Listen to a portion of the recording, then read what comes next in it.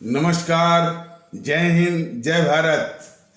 भारतीय अवाम ताकत दल अपने भारतीय भाई बहनों अर्थात अपने देश भारत की जनता अर्थात अपनी भारतीय अवाम से भारतीयता आधारित आपसी श्रद्धा, भारतीयता आधारित आपसी स्नेह, भारतीयता आधारित आपसी प्रेम, भारतीयता आधारित आपसी अखलाक मोहब्बत, भारतीयता आधारित आपसी सहयोग, भारतीयता आधारित आपसी सम्मान, भारतीयता आधारित आपसी एकता, भारतीयता आधारित आपसी भाईचारा तथा भारतीयता आधारित आपसी सद्भाव को समझने व उसे आत्मसात करके वैसा ही और उसी अनुसार आचरण एवं व्यवहार करने हेतु और इसके समस्त भारत में प्रचार प्रसार करने हेतु और इसकी अहमियत और महत्व को प्रत्येक देशवासी को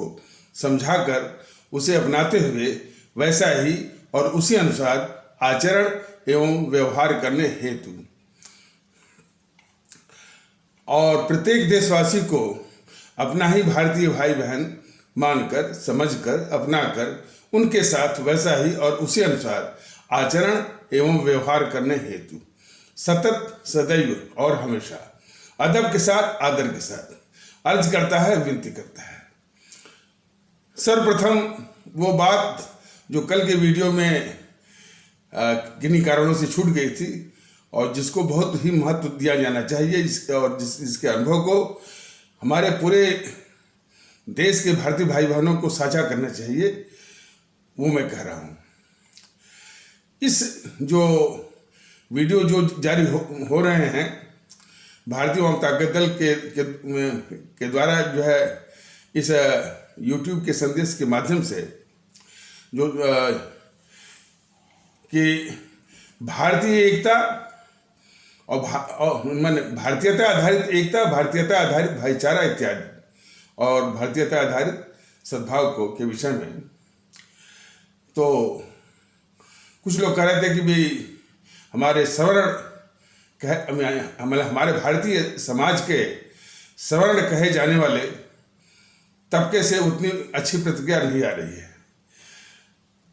हो सकता है कि कुछ उसकी गति में कुछ ऐसी बात हो, लेकिन ऐसा भी सुनने को आया है, शायद बुलंदशहर का कोई जिला है या उत्तर प्रदेश का, उसके गांव के जो ब्राह्मण कहे जाने वाले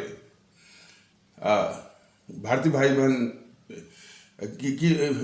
बहनों की ये प्रतिक्रिया है, ये सुनने को आई है।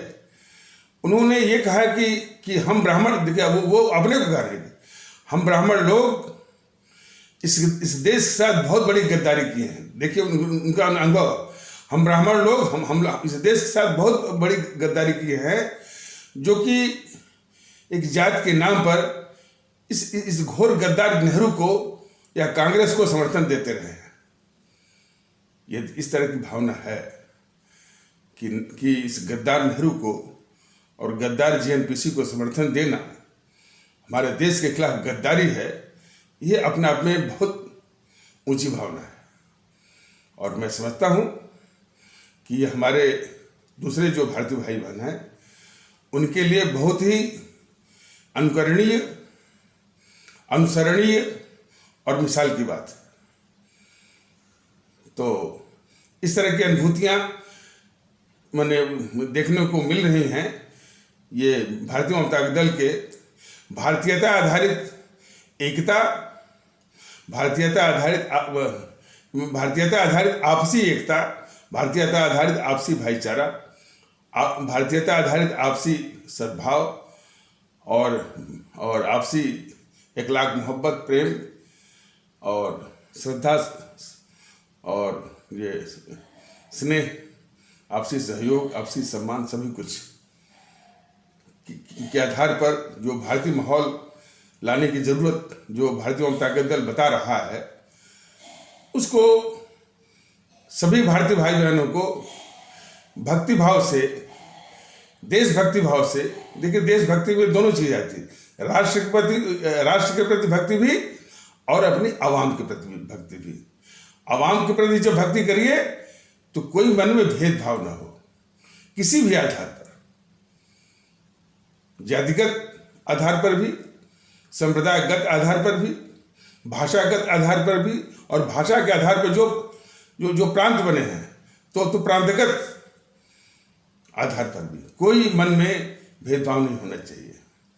और ये आचरण और व्यवहार की बात क्यों की जा रही है कि यही आपके मन में बैठा हुआ होना चाहिए, वही आपकी वाणी में, वही आपके आचरण व्यवहार में। तो यही तो है अपने पुरातन मान्यता, मनसा वाचा कर्मणा।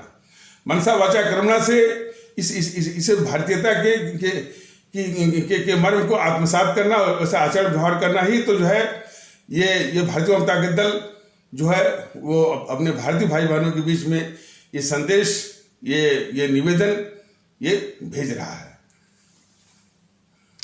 और भारतीय एकता का जो मुख्य आधार है, यानी सबस्ट्रेट है जो उसका, वो है आपसी सम्मान।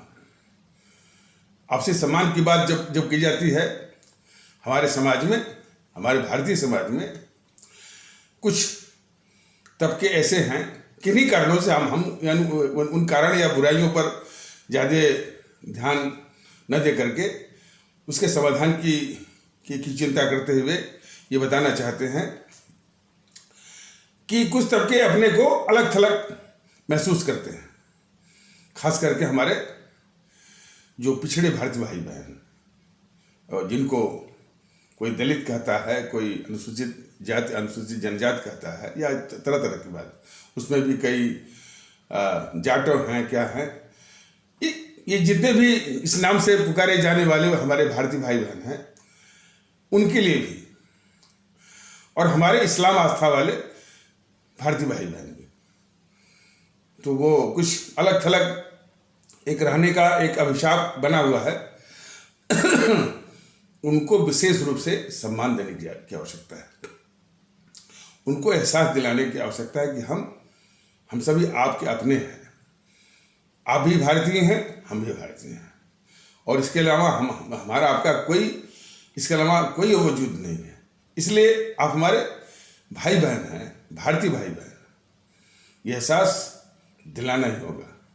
तभी जाकर के ये हमारे समाज में जो विघटनकारी ताकतें हैं, जो राजनीतिक दलों के वेश में हैं, जो एक तो बिखराव की प्रवृत्ति है, ये मैंने उसको खारिज नहीं किया जा सकता। बिखराव जो है जातिगत बिखराव है, संप्रदायगत बिखराव है, और भाषागत प्रांतगत तो खैर है ही। बिखराव ही नहीं, आपसी कहीं भेद विभेद और नफरत भी है, कहीं हिंसा भी है। तो ये जो बुराइयां हैं, जो बिखराव की और विभिन्न कारणों से विभिन्न रूपों में, इन्हीं पर जो है ये जो विघटनकारी ताकतें हैं, इन्हीं बुराइयों पर ही वो अपनी सत्ता और ओट की सत्ता हथियाने की, ओट हथियाने की साजिश कर रहे हैं। इस मर्म को, इस रहस्य को और इस वास्तविकता को हर एक भारतीय भाई बहन को बहुत ध्यान से समझने की आवश्यकता है,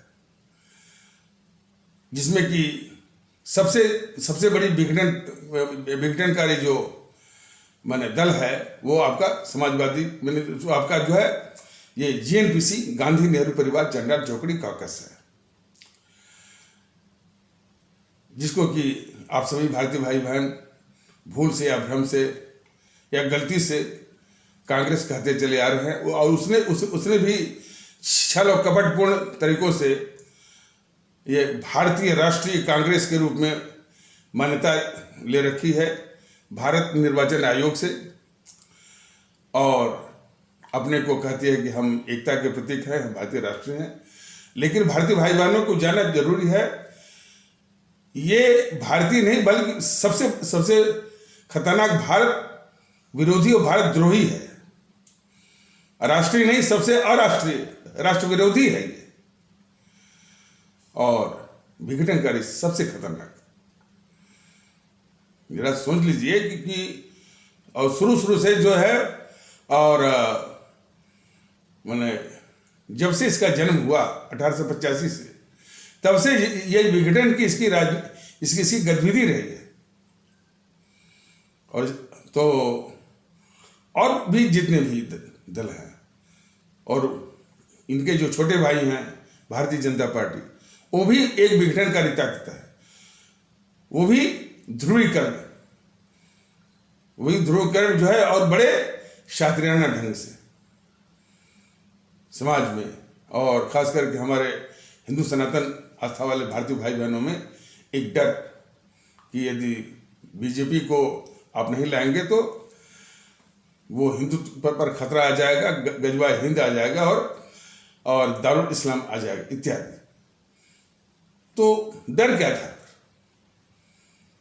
आपको याद होगा कि इसी तरह का डर जो है जीएनपीसी जो है इस्लाम आस्था वाले भारतीय भाई बहनों पर डाल करके उसको वोट बैंक की तरह इस्तेमाल किया और 60-70 सालों तक जो है वो निर्बाध उसने सत्ता का भोग किया। और उस सत्ता के दौरान जो है पूरे हमारे भारतीय समाज को तहस नहस किया और बेतहाशा इसने लूट मचाई। ये उसकी करतूत है। और इसी रूप में सभी हमारे भारतीय भाई बहन इस जीएनपीसी को समझें। आज भी जब उसको वोट मिलता है बहुत दुख होता है। जीएनपीसी को किसी और से भी जो वोट मिलता है, देखिए इस संबंध में एक तथ्य और जो है बताना जरूरी है। ये बीजेपी वालों के मुंह से ये सुनने को मिल रहा है। ये भी देखिए ये भी एक साजिश, बीजेपी की हर गतिविधि में देश विरोधी साजिश है कि कांग्रेस से मुक्त हो गया भारत, कांग्रेस तो मर गई। मतलब कांग्रेस की ओर से आप लोग ध्यान हटा लीजिए। इसी भ्रम में तो वो ताकत वो बढ़ा रही है। जीएनपीसी वो विष बेल है, वो किसी के भी सहारे जो है वो किसी के भी सहारे खड़ा होकर के इस देश के लिए घातक बन सकती है और बनती आई है। तो बहुत ही खतरनाक किस्म की जो है वो विष बेली है। तो उसके विषय में ये बीजेपी वालों का उसको बचाने के लिए इस तरह का भ्रम जो फैला रहे हैं कि कांग्रेस तो मर गई है, कांग्रेस जो हमने कहा था कांग्रेस मुक्त जो है, सिर्फ उस कांग्रेस को बचाने के लिए भारतीय जनता दल ने कई अवसरों पर ये बताया हुआ है कि जब तक टीएमसी जिंदा है जीएनपीसी नहीं मरी है। जब तक समाजवादी पार्टी जिंदा है तब तक जीएनपीसी नहीं मरी है। जब तक बहुजन समाज पार्टी जिंदा है तब तक टीएमसी नहीं मरी है। जब तक बहुजन समाज पार्टी जिंदा है तब तक जीएनपीसी नहीं मरी है। इसलिए कि आप लोग देखते होंगे किसी न किसी मौके पर ये कुनबा आपस में ही मिलता है। तो उनका चरित्र वगैरह वही है जो जीएनपीसी का है।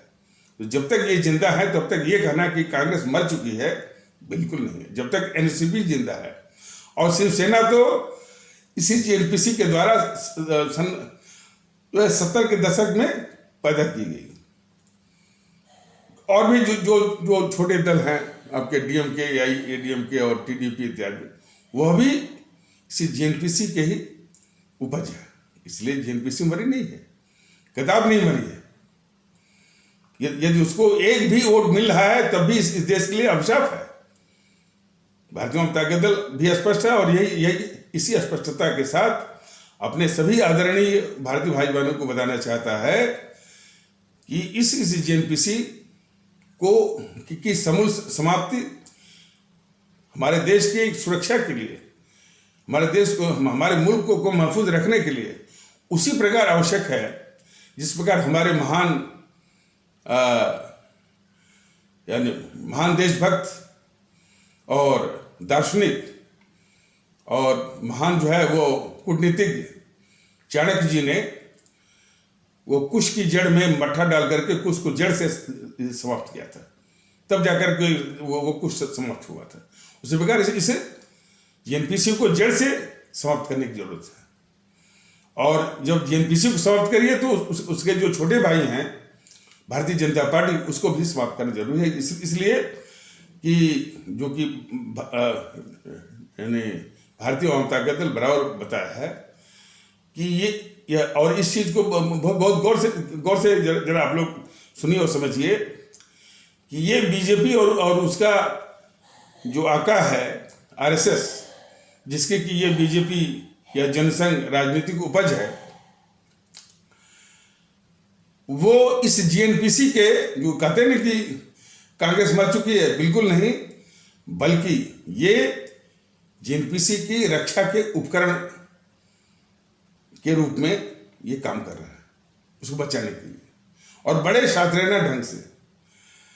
वो अब इसका अंदाज जब टीवी पर डिस्कशन होता है ना, तो वो झूठ बातों को, हर आधारहीन बातों को लेकर बहुत धारते रहते हैं। इस जीएनपीसी के प्रवक्ता, हर किसी को पता है कि ये जीएनपीसी इस देश की सबसे बड़ी अभिशाप किस रूप में इस देश की सबसे बड़ी डकैत है। देश को इसने बांट करके तार कर दिया है। देश की सभी संस्थाओं को ये बंधक बना करके जो है अपने स्वार्थ की सिद्धि की है, यहाँ तक कि लूटा भी है, और लूट के पाप को ढकने के लिए हर संस्था को बंधक बना करके उसका दुरुपयोग किया है, और हमारे देश के लोगों को नारकीय जीवन दिया है। इसके शासनकाल में जो है करीब 700 या 800 तक वो सांप्रदायिक दंगे हुए हैं, और सभी दंगे जो है इस जेएनपीसी वालों ने ही वो करवाए हैं। और बड़े बड़े नरसंहार 84 वाला जो है वो जेएनपीसी के गुंडों ने करवाया हुआ है। और सबसे बड़ी बात कि इन जो है गद्दार जवाहरलाल नेहरू और गद्दार मोहनदास करमचंद गांधी ने देश को बांट करके, पाकिस्तान को बनवा करके हमारे देश के 25 से 30 लाख लोगों को मरवाया, और हमारे 25 से 30 लाख भारतीय भाई बहनों की हत्या करवाई, और 3 करोड़ से ऊपर लोगों के घर उजाड़े। यही गद्दार जवाहरलाल नेहरू और गद्दार मोहनदास करमचंद गांधी। देखिए, कुछ लोग कह सकते हैं कि ये बार बार क्यों कहा जा रहा है। अरे बार बार वो झूठ फैला रहे हैं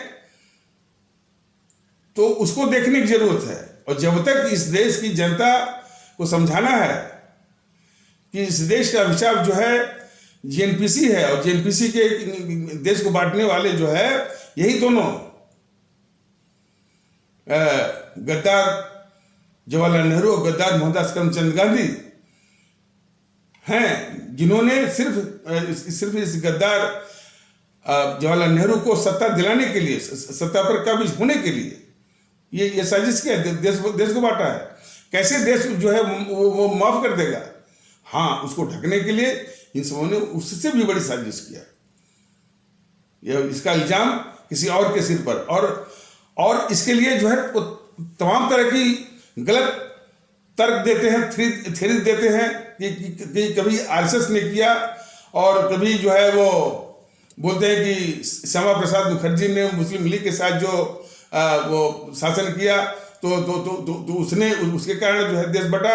कभी जो है यानी वीर सावरकर को लपेटते हैं। लेकिन देश को जानना चाहिए कि देश को बांटने वाले यही हैं, और यही चीज जो है भारतीय जनता दल बता रहा है कि असली जो इसका अपराधी को यानी बचाने में ये बीजेपी भी बहुत बड़ी साजिश कर रही है। बीजेपी भी बहुत बड़ी साजिश कर रही है। और देखिए, और इस तथ्य को, बल्कि इसको बहुत आसान तरीकों से यदि समझना है तो वहीं से आपको समझना पड़ेगा। जो हमारे प्रथम प्रमुख स्वतंत्रता की क्रांति हुई थी 1857 में। तो ये जीएनपीसी के चाटुकार इतिहासकार तो उसको हमेशा महत्वहीन करने की ही कोशिश करते हैं, लेकिन और स्रोतों हैं और स्रोत से देखने पर पता चलता है कि वह अपने आप में बेमिसाल वो माने क्रांति थी। बात जरूर है कि थोड़ी हमारे देश में सीमित थी, माने वो दक्षिण हमारे भारत के दक्षिणी हिस्सों में वो नहीं फैल पाई थी। उत्तरी जो भारत का जो उत्तरी हिस्सा में ही वो तक ही वो सीमित थी। लेकिन कई मामलों में खास करके हिंदू मुस्लिम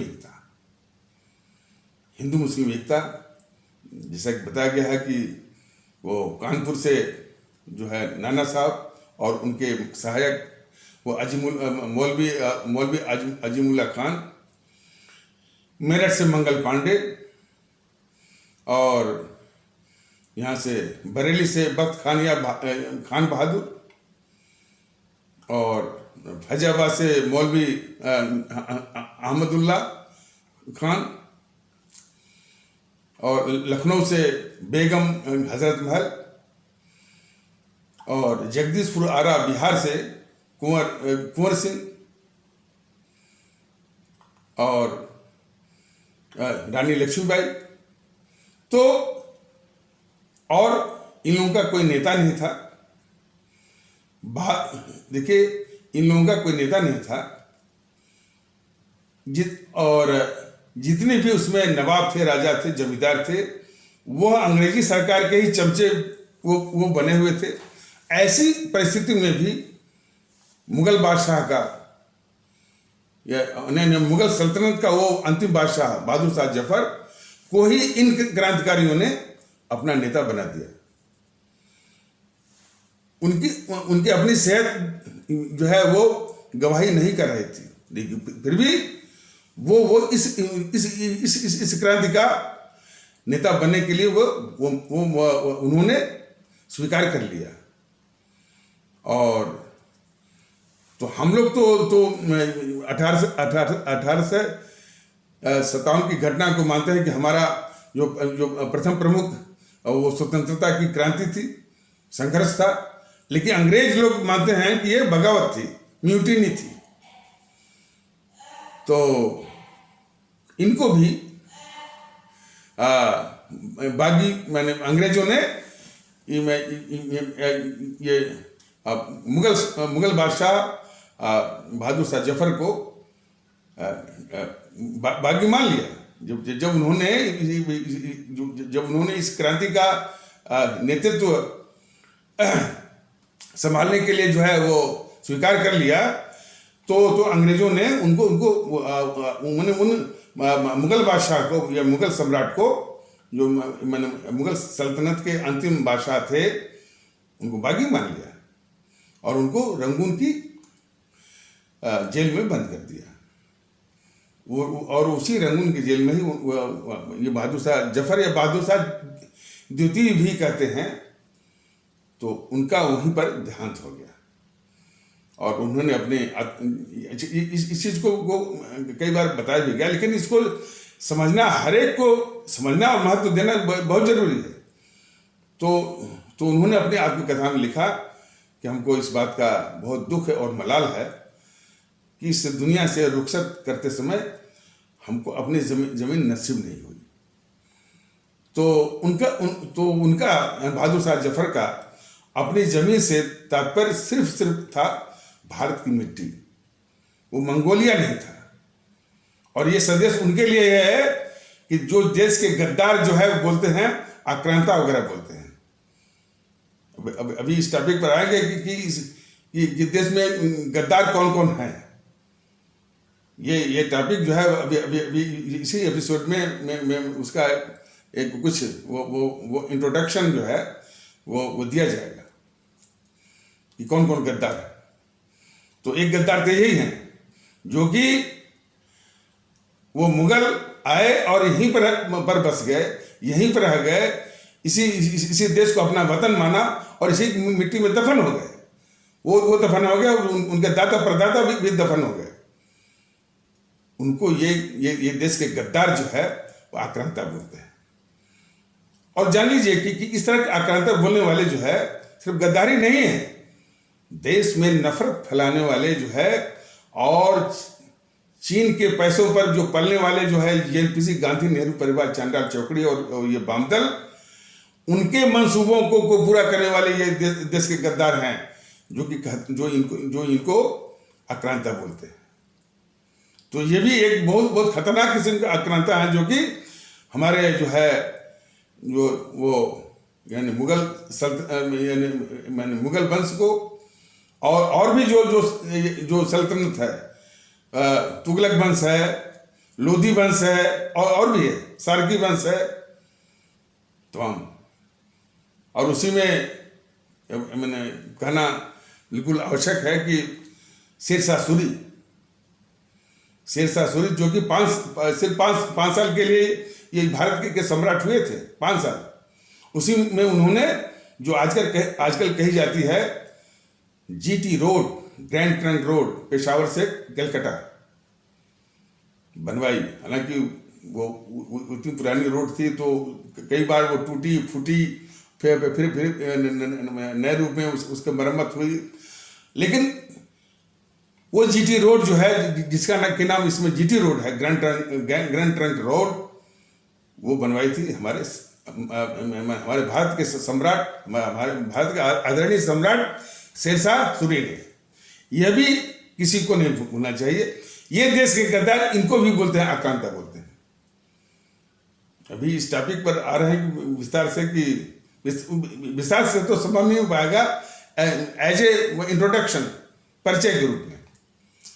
तो ये खतरनाक गद्दार है जो कि शेरशाह सूरी जैसे महान सम्राट को भी, जिन्होंने प्रथम जो है वो जीटी रोड बनवाई और रोड के किनारे किनारे पेड़ भी लगवाए और सराय भी बनवाई जो है मुसाफिरों की सहूलियत के लिए, तो उनको भी आक्रांता बोलते हैं।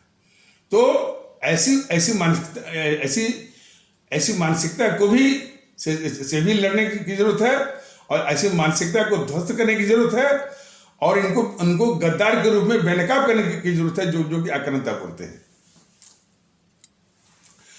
इस संबंध में भारतीय जनता दल ने पहले भी स्पष्ट किया हुआ है कि जैसे अकबर के समकालीन वो महाराणा प्रताप हैं, भारतीय जनता दल का ये कहना है इस देश के लिए और हम सभी भारतीय भाई बहनों के लिए महाराणा प्रताप भी आदरणीय है, सम्माननीय है, और साथ साथ में अकबर भी आदरणीय और सम्माननीय हैं। और सम्राट औरंगजेब के समकालीन महाराजा शिवाजी भी सम्माननीय और आदरणीय है और औरंगजेब भी सम्माननीय और आदरणीय है। उनकी आपस की राजनीतिक प्रतिद्वंदिता के चलते ये हमारा बिल्कुल फर्ज नहीं है कि उनमें जो है भेद विभेद के रूप में हम देखें और वो भी पांथिक माने पंथ या धार्मिक रंग उसको दे दें। यह देश के लिए बहुत ही खतरनाक बात। जितने भी हमारे माने भूतकाल के राजे रहे हैं, राजा और रजवाड़े रहे हैं, तो उनकी आपस की यानी जो राजनीतिक महत्वाकांक्षा रही है या राजनीतिक महत्वाकांक्षा की जो टकराहट रही है या जो वो प्रतिद्वंदिता रही है, तो उसको मानते हुए कदाप उसमें पढ़ने की आवश्यकता नहीं है। सभी समान नहीं, सभी जो है वो इस भारत राष्ट्र के लिए जो है वो एक माने ऐतिहासिक धरोहर है और हिस्टोरिकल जो है वो रिस्पेक्टेबल पर्सनालिटीज है, व्यक्तित्व है। इसलिए ये देश ये भारत के जो दुश्मन हैं, भारत के गद्दार हैं, वो इनको आक्रांता वगैरह जो है वो बोलते रहते हैं। तो उनको चहटने की आवश्यकता है। वो अकबर के विषय में जिसमें जरा सोचिए ना कि जिसमें तलवार की भाषा थी। तलवार की भाषा मतलब कि जिसके हाथ में ताकत है वही सम्राट बनेगा, ये भाषा है। उसमें ये तमाम वो नारी सम्मान और मानवाधिकार और मानवता और जमहूरियत, डेमोक्रेसी, रिपब्लिक, ये सब कुछ नहीं था। जिसकी जो अकल से जो कर सकता था वो करता था।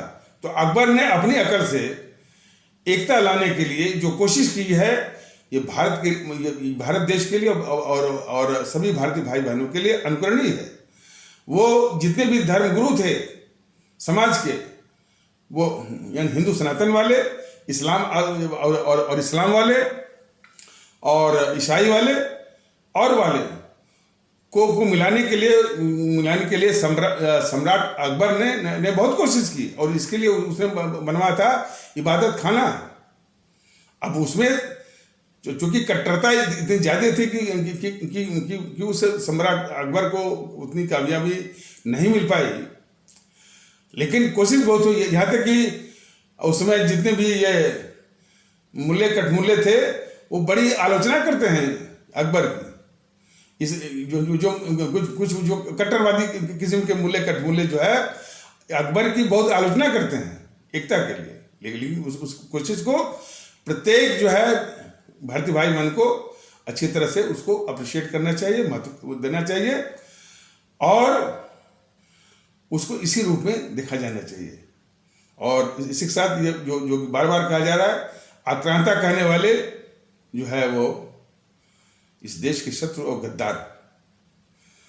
अकबर के ही जमाने में जो राजस्व मंत्री थे वो टोडरमल, उनके द्वारा जो बनाई गई भूमि बंदोबस्त, लैंड सेटलमेंट का जो तरीका है आज भी हमारे देश के लिए अनुकरणीय है और काम में आ रहा है। जहांगीर का न्याय ये सभी लोग जानते हैं। और बाबर जिसको कहा जाता है, बाबर की आत्मा वो कितनी पवित्र थी कि जब उसका बेटा हुमायूं वो बीमार हुआ तो और ठीक नहीं हो रहा था, जितने भी वैद्य और जो है हकीम लगे थे और जब वो ठीक नहीं हो रहा था तो किसी ने कहा भाई अब अल्लाह से दुआ मांगो और अल्लाह से कहो कि तो दुआ में उसने ये कहा कि अल्लाह जो है बल्कि मेरे प्राण ले ले और मेरे औलाद को मेरे बेटे हुमायूं को बचा ले। अल्लाह ने उसकी इस दुआ को कबूल किया और वो धीरे धीरे वो हुमायूं खुद बीमार होता गया और उसी गति से नहीं धीरे धीरे बाबर बीमार होता गया और उसी गति से हुमायूं अच्छा होता गया और होते होते हुमायूं उसका बेटा हुमायूं पूरी तरह अच्छा हो गया और ये बाबर जो है वो मृत्यु को प्राप्त हो गया। तो ये सारी बातें चूंकि ये सब हमारी ऐतिहासिक धरोहर है, इसको इसी रूप में समझने और सम्मान देने की आवश्यकता है। और जो इनको आक्रांता कहता है वो इस देश का दुश्मन है। सिर्फ भेद विभेद देखिए, आक्रांता कह करके कोई अपमान नहीं होगा, लेकिन ये मैंने हमारे दुश्मन देशों के पैसों पर पलने वाले ये जीएनपीसी और वाम दल के मंसूबों को पूरा करते हैं ये आक्रांता बोलने वाले। समझ जाइए। मैं फिर से उसको स्पष्ट कर दे रहा हूं कि हमारे जो है जो ये मुगल वंश हुआ, सल्तनत हुआ, दिल्ली की सल्तनत जिसमें कि लोधी वंश भी आता है, आपका तुगलक वंश भी आता है, तो वो कई आते हैं इस तरह के और उसमें जो है शेरशाह सूरी भी आते हैं। इनको आक्रांता कहना तो जो हमारे देश के जो खतरनाक दुश्मन है जीएनपीसी, गांधी नेहरू परिवार, चंद्रा चौकड़ी, काकस बामदल, जो कि इस देश में को हर वक्त जो है नफरत और भेद विभेद के आधार पर हमेशा जो है कमजोर करना और इसको बिखेर के रखना, ये उनका मंसूबा है। उसी मंसूबों को पूरा करते हैं हमारे इन महान ऐतिहासिक हस्तियों को आक्रांता बोल करके। और इसी के साथ ये भारतीय वाम ताकत दल ये बताना चाहता है कि आक्रांता कौन थे। आक्रांता थे जो मोहम्मद बिन कासिम आया, लूट करके चला गया, वो आक्रांता है। महमूद गजनी आया और सोमनाथ का मंदिर लूट के चला गया, वो आक्रांता है। मोहम्मद गोरी भी आया, लूट करके चला गया, वो आक्रांता है। जो शक आए, हून आए, यमन आए, लूट करके चले गए। नादिर शाह आया, वो दिल्ली को लूट कर चला गया। तो ये सब आक्रांता है। लेकिन जो आया और इस देश में रह गया, उसके दादे परदादे जो है इसी भारत की मिट्टी में दफन हो गए, उनको आक्रांता कहना एक तो अन्याय ही नहीं, इस देश का भी अपमान है। और खास करके जीएनपीसी, गांधी नेहरू परिवार, चंद्रा चौकड़ी काकस और वाम दलों के मंसूबों को पूरा करने के बराबर होने के कारण ये सब देश के बहुत खतरनाक दुश्मन हैं और गद्दार हैं। ये कहने वाले भारतीय जनता दल बिल्कुल स्पष्ट रूप से कह रहा है और बहुत दुख होता है सुन करके। अब आ जाइए, जो राष्ट्रीय सुरक्षा सलाहकार, national security adviser Ajit Doval ने जो Sardar Vallabh Bhai Patel national police academy Hyderabad में जो कहा था, उन्होंने कहा था कि हमारे देश में जो सिविल सोसाइटी है वो बहुत एक खतरनाक रोल निभा रही है और वो बहुत गद्दारी का कि देश के खिलाफ गद्दारी के में वो लिप्त आ रही है, लिप्त है वो देश के खिलाफ गद्दारी करने में। आप लोगों ने सुना होगा कि जब भी भारत में भारत की प्रगति की जब गतिविधियां होती हैं, डैम बनाना है, रोड बनाना है, ये सब करना है, तो विदेशों के द्वारा स्थापित जो एनजीओज हैं वो आकर के धरने पर बैठ जाते हैं। और जैसे एक था ग्रीन पीस इंटरनेशनल, और कम से कम इस विषय में मोदी सरकार को धन्यवाद देना चाहिए कि इस तरह की काफ़ी एनजीओज की वो आर्थिक जांच उन्होंने करवाई कि इनको फंड कहाँ से मिलता है और उस फंड का क्या होता है, और काफ़ी पूछताछ की गई। तो कितने तो एनजीओ भाग गए भारत से। जब यह पूछताछ बस यही हो गया भाई कि आखिर जो ये पैसा कहाँ से आता है और इस पैसे का आप लोग क्या करते हैं, ये पूछताछ करते ही कितने एनजीओ बंद करके भाग गए भारत से। तो कम से कम इस विषय में मोदी सरकार को धन्यवाद दिया जाना चाहिए। लेकिन इस धन्यवाद का मतलब नहीं है कि भारतीय जनता दल का जो ये गद्दारी करते हैं मोदी महोदय देश के खिलाफ जीएनपीसी को बचाने का, तो उसको किसी तरह से माफी है। मैंने देश की बात रही तो इसको, लेकिन देश हित की बात जहां रहेगी, भारतीय जनता दल स्पष्ट रूप से उसको कहता रहेगा कि वो कि सरकार ने किया है कि सरकार ने नहीं किया है, यह उसके लिए महत्वपूर्ण नहीं है। महत्वपूर्ण है कि देश हित में कौन सा काम हुआ। तो इसलिए जो ये विदेशी जो है एनजीओज हैं जो कि जब भी भारत के प्रगति की बात होती है तो उसमें आकर के वो धरने पर बैठ जाएंगे और कोई कहता है कि हम जो है ग्रीन पीस इंटरनेशनल के फलाने के ठिकाने के, तो ग्रीन पीस इंटरनेशनल को जो वो बंद करके भाग गई हो। तो इसी प्रकार अब जो रह गए हैं सिविल सोसाइटी के नाम पर अब भी देश के साथ गद्दारी करना है, तो उसी का एक नमूना आप लोग सुनिए। एक कोई सुप्रीम कोर्ट का वकील है गोंजाल्विस, अब इसी के पास हो सकता है कि नाम जो हम बता रहे हैं को उतना करेक्ट ना हो, लेकिन गोंजाल्विस करके वो सुप्रीम कोर्ट का वकील है। उसने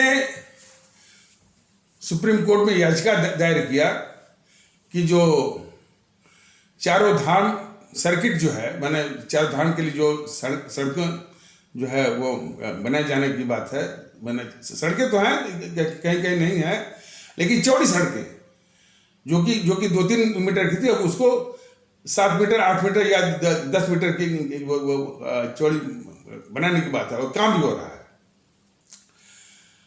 उस सड़क को रोकने के लिए इस गद्दार गोंजाल्विस ने सुप्रीम कोर्ट में याचिका लगाई। और कोई भी देश अपनी सुरक्षा के विषय में, सुरक्षा और सुरक्षा संबंध में जो सामरिक जो चीजें होती हैं, जो वो उसको देश गुप्त रखता है। ये गद्दार गोंजाल्विस ने जो याचिका दायर की, तो भारत सरकार को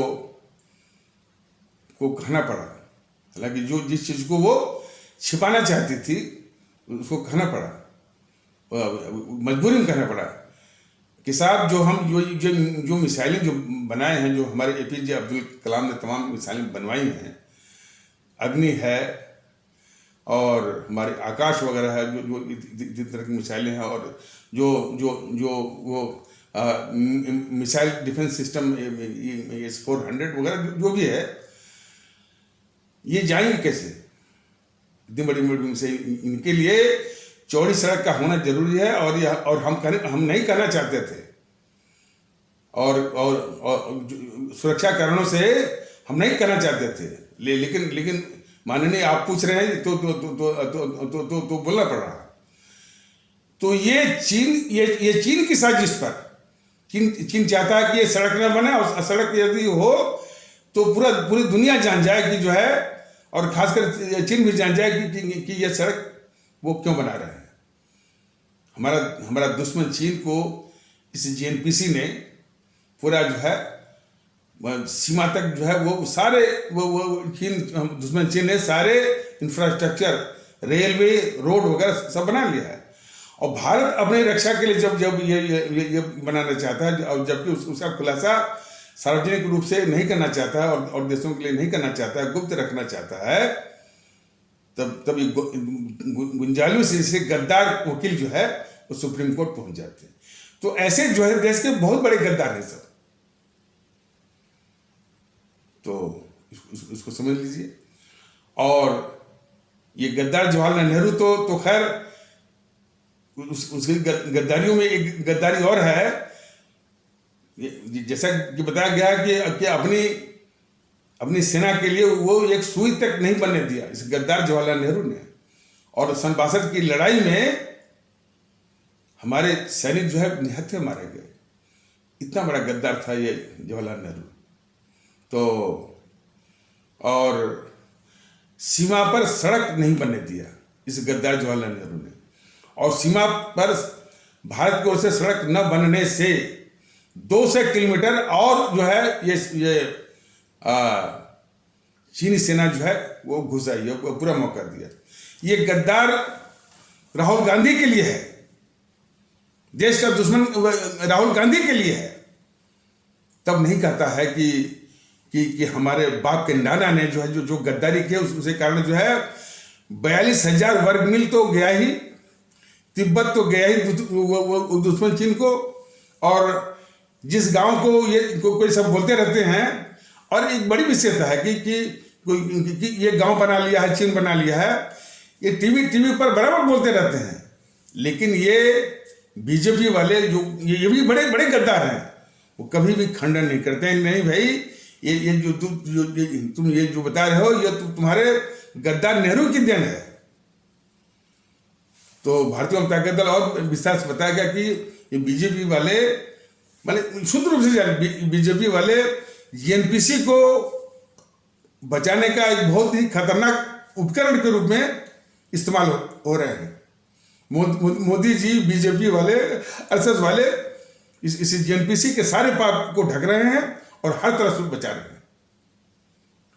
ये बताया गया था कि ये कितनी गद्दारी कर रहा है राहुल, लेकिन राहुल को बोलते हैं कि ये नासमझ है, पप्पू है, परिवारवाद चलाता है, जो भी है, लेकिन देश का गद्दार नहीं है।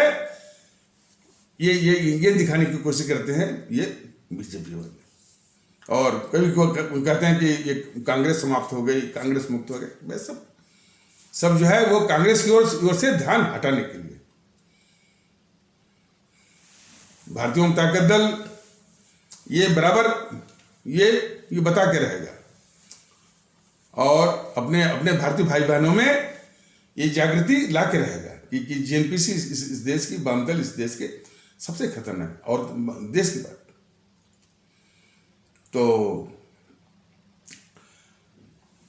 तो उसी समय मैंने रोड न बना करके जानबूझ करके, ऐसा कोई करता है? और भी जो है सन 62 के बाद 200 किलोमीटर और जो अंदर जो है ये घुसने के लिए पूरा अवसर दिया इसी जेएनपीसी वालों ने। तब भी पता नहीं कैसे ये मौका दे रहा है मोदी वो बोलने के लिए गद्दार। अरे ये तो इतना कायर और गद्दार किस्म का मोदी है कि ये उल्टे आरोप लगा रहा था ये गद्दार राहुल इसके ऊपर, इस मोदी के ऊपर कि चौकीदार चोर है। इतना भी नैतिक साहस इसको नहीं हुआ इस मोदी को और बीजेपी वालों के कि भाई डकैत तो तुम हो, तुमने इस देश पर डकैत डाला है, तो और उल्टा यानी हमको बोल रहे हो कि चौकीदार चोर है।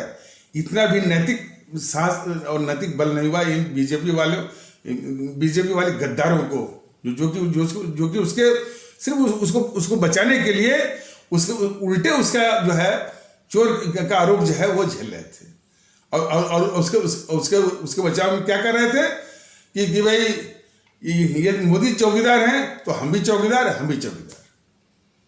ये इस चीज को समझना पड़ेगा। तो खैर, तो एक किस्म का गद्दार तो वो है गोंजाल्विस, वो वकील। देश में और किस्म के गद्दार हैं जो जाति को देश से ऊपर रखते हैं। कहते हैं ना, हम राजपूत हैं, हम ठाकुर हैं। ये कहना ही जो है देश के साथ गद्दारी है। जब भारत के संविधान लागू हो गया 26 जनवरी 1950 को, तो ठाकुर जो है सब गायब हो गया। अब भारतीय हैं, ठाकुर बोल करके ठाकुर हैं, हम ब्राह्मण हैं, चुरकी वाले वो ब्राह्मण हैं, हम मुसलमान हैं जी। ये सर्ट करने वाले भी इस देश के गद्दार हैं। और यही नहीं, वो अपने अपने गाड़ियों में लिखवाते हैं राजपूत, ब्राह्मण, यादव किंग, जाट, जो अपनी जाति को देश के ऊपर समझने का, देश के ऊपर रखने का जो दम भरते हैं, वो देश के बहुत ही खतरनाक गद्दार है। और पूरा भारतीय समाज उनको इसी रूप में देखे। जो लिखवाते हैं ना कि राजपूत, क्षत्रिय, वो देश के गद्दार हैं।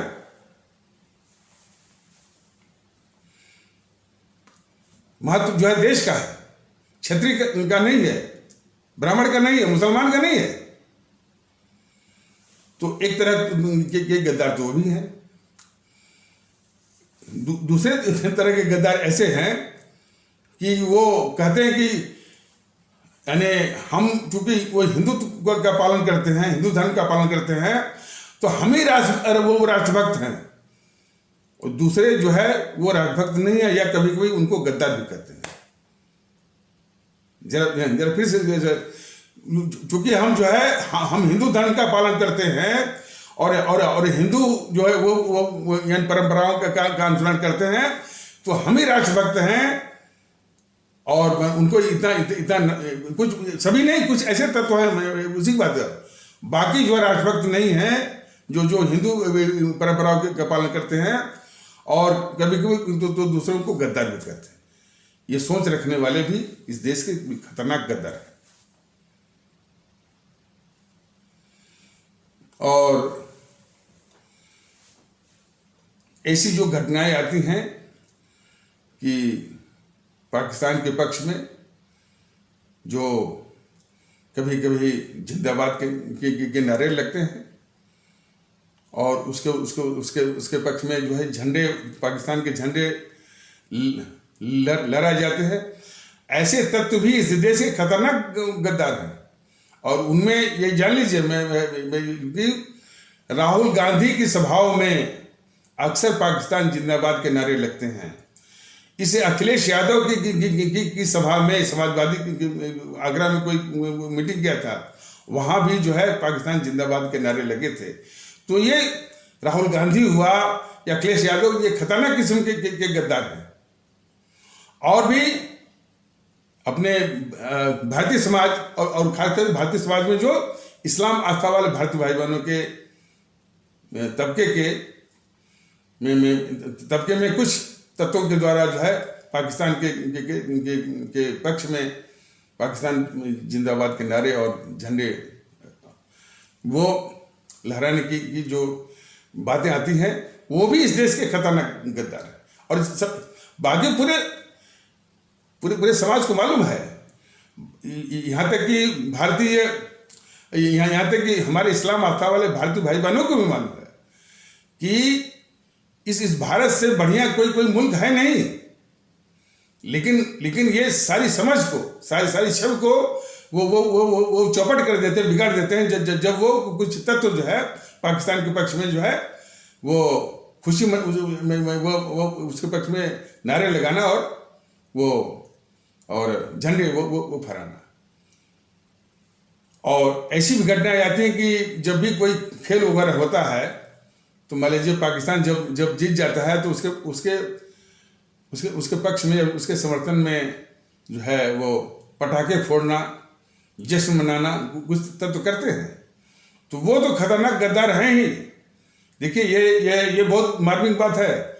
वो तो खतरनाक गद्दार हैं ही इस देश के, जो पाकिस्तान के पक्ष में जो है वो जश्न मनाते हैं और पटाखे फोड़ते हैं। लेकिन जो देख करके भी जो है मूक रह जाते हैं, चुप रह जाते हैं, मूक दर्शक बन जाते हैं हमारे इस्लाम आस्था वाले भारतीय भाई बहनों तबके के लोग, हमारे इस्लाम आस्था वाले भारतीय भाई बहनों के तबके के लोग जो कि उसी तबके के कुछ असामाजिक और गद्दार तत्व इस तरह का पाकिस्तान के पक्ष में, पाकिस्तान की जीत के समय जो पटाखे फोड़ते हैं और जश्न मनाते हैं, उनको मूक दर्शक बन जाते हैं, उनका विरोध नहीं करते हैं, उनको पकड़ धकड़ के थाने में नहीं ले जाते हैं। वह भी गद्दारी का समर्थन है। हम यानी उनको हम गद्दार तो नहीं कहते हैं, लेकिन गद्दारी का समर्थन है कि देख करके भी उनके सामने देखिए इस गद्दारी की प्रवृत्ति को कोने कोने में जहां भी है भारतीय जनता दल उसको बता रहा है। देश में नफरत फैलाना ये सबसे बड़ी गद्दारी है। जैसे ये सबसे बड़ी देश के खिलाफ गद्दारी। देखिए ये जो गद्दार वाला शब्द है, गद्दारी जिसका जो प्रयोग ये भारतीय जनता दल कर रहा है, देश के खिलाफ ये सारा कुछ जो है in respect of a nation, देश के सपक्ष जो है गद्दारी की बात है। हालांकि गद्दारी और देशभक्ति को भी इन सबों ने, ये खासकर जीएनपीसी वालों ने और भाजपा वालों ने उसके अवधारणा को भी जो है वो प्रदूषित किया है, देशभक्ति को भी और गद्दारी के शब्द को भी। इसीलिए इन मसलों पर हमारी जनता भी उतना संवेदनशील नहीं हो पाती है। जीएनपीसी ने देशभक्ति और वो गद्दारी को ऐसे जो है वो परिभाषित किया है कि जो नेहरू परिवार की भक्ति करे वो देशभक्त कहलाएगा, और जो नेहरू परिवार की देशभक्ति न करे, उसकी चमचागिरी न करे, वो गद्दार कहलाएगा। इसीलिए एक उनमें एक देशभक्त निकला था उनकी परिभाषा के अनुसार और उनके अवधारणा के अनुसार कि इंदिरा इज इंडिया और India is Indira and Indira is India. तो ये उसकी परिभाषा है जीएनपीसी वालों की, जो कि खुद ही गद्दार है पूरी इस देश की। तो उसकी देशभक्ति का और गद्दारी का ये परिभाषा है। बीजेपी वालों की क्या परिभाषा है कि जो हिंदुत्व को मानता है वो देशभक्त है, जो हिंदुत्व को नहीं मानता है वो देशभक्त नहीं है। इस तरह से करते हैं। लेकिन भारतीय जनता दल ने बराबर स्पष्ट किया है कि हमारा राष्ट्र राष्ट्र है, भारत भारत है, इसका किसी भी पंथ से कुछ भी लेना देना नहीं है। पंथ जो है ये व्यक्तिगत आस्था है, उसको व्यक्तिगत तौर पर निभाने की जरूरत है, घर के अंदर निभाने की जरूरत है। हमारा सामूहिक जीवन राष्ट्रीय और भारतीय है, इसका किसी भी पंथ से लेना देना नहीं है। तो भारतीय जो भारतीयता जो है बिल्कुल बिल्कुल क्या करने की उसे यानी निष्पक्ष है, उसे किसी भी हिंदू सनातन से भी वो निष्पक्ष है और इस्लाम से भी वो निष्पक्ष है और ईसाई पंथ से भी वो निष्पक्ष है और सिख पंथ से भी वो निष्पक्ष है। अपना जो भारतीयता है, सब तर्क वो देते हैं ना कि एक सच्चा हिंदू ही जो है वो सच्चा जो है भारतीय है, गलत। और ये भी तर्क आता है कि सच्चा मुसलमान ही जो है सच्चा भारतीय है, सच्चा ईसाई ही सच्चा भारतीय है, सच्चा सिख ही सच्चा भारतीय है, बिल्कुल गलत। भारतीयता का भाव आने के लिए सच्चे हिंदू सच्चा हिंदू होने की आवश्यकता नहीं है, सच्चा मुस्लिम होने की आवश्यकता नहीं है, सच्चा जो है ईसाई और सच्चा सिख होने की आवश्यकता नहीं है।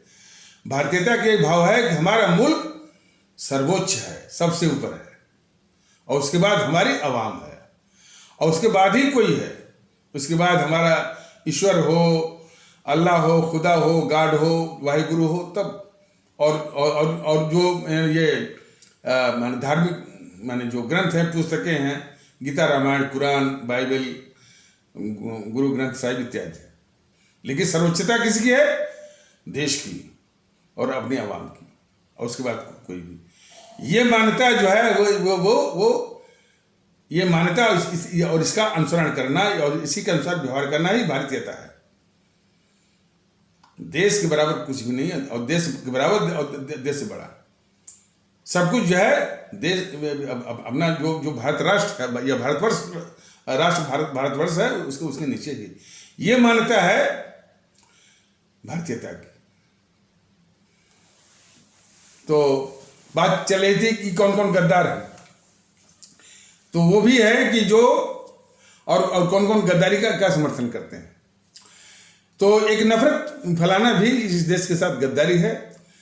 तो जब भी कोई पंथ को लेकर के, मान लीजिए कोई इस्लाम पंथ पर कोई अपमानजनक पोस्ट डाल दिया और मस्जिद पर डाल दिया या कुरान पर डाल दिया, तो ये है उस पर आक्रमण नहीं है, बल्कि नफरत फैलाने की एक साजिश है।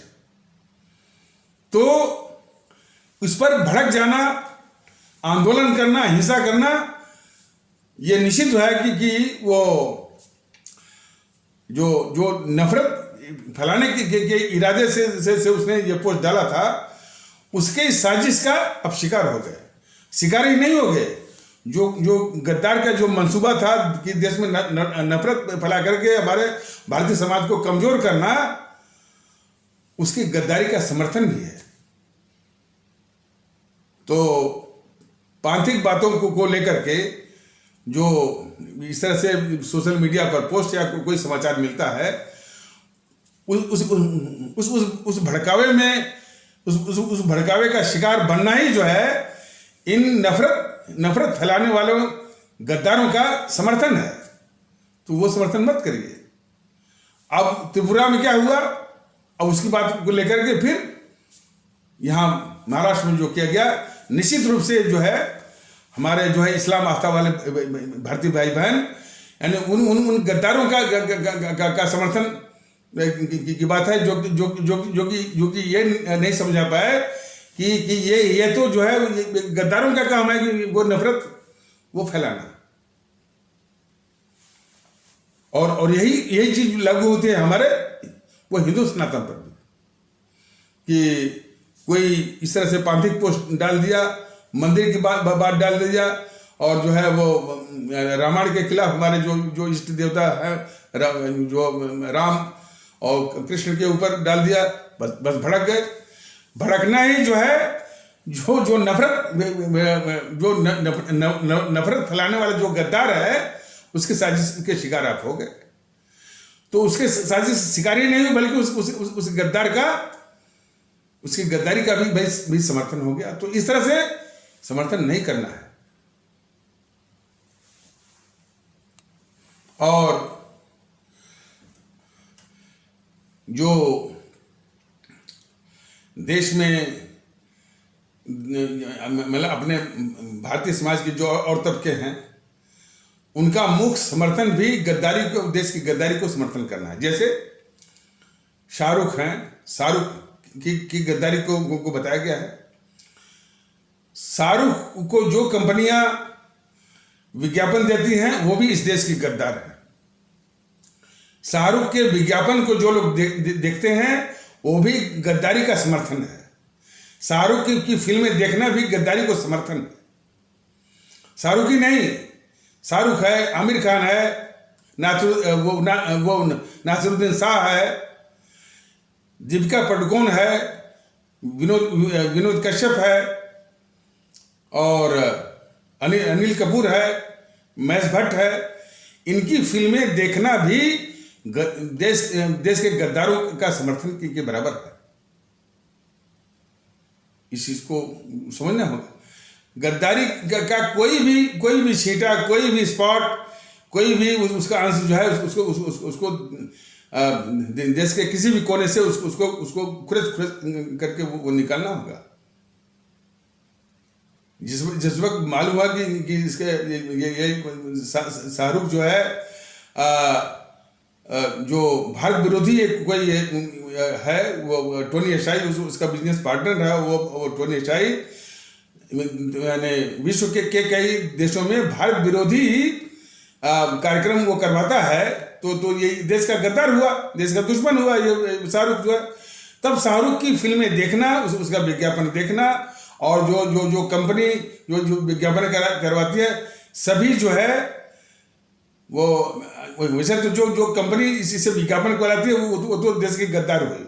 लेकिन जितने दर्शक लोग हैं, जितने फैन लोग हैं, वो भी शाहरुख गद्दार का जो समर्थन कर रहे हैं, तो उसकी गद्दारी का जो समर्थन कर रहे हैं, यह इस मुल्क के लिए जो है वो खतरनाक है। और वही जो है जितने भी बॉलीवुड उठ के हैं, उनकी फिल्में देखना, उनका फैन बनना भी इन गद्दारों का समर्थन है। तो हर कोने से, और उसी तरह से वो जावेद अख्तर की फिल्में देखना और उसके विज्ञापन देखना जो है उसके गद्दारी को समर्थन के बराबर है। और जो कंपनियां उसे विज्ञापन करवाती हैं, वो इस देश की गद्दार है। ये भावना आना बहुत जरूरी है। देश के गद्दारों को चिन्हित करके जो है वो करना होगा। और आगे बताया जाएगा कि आखिर जो है मुल्क के साथ जो गद्दारी की बात ये बताई जा रही है, वो क्यों जरूरी है। ये बार बार आता है कि हमारे लिए दुश्मन चीन उतना खतरनाक नहीं है, पाकिस्तान उतना वो खतरनाक नहीं है। देश के अंदर जो दुश्मन है, इन दुश्मनों की पहचान करनी है।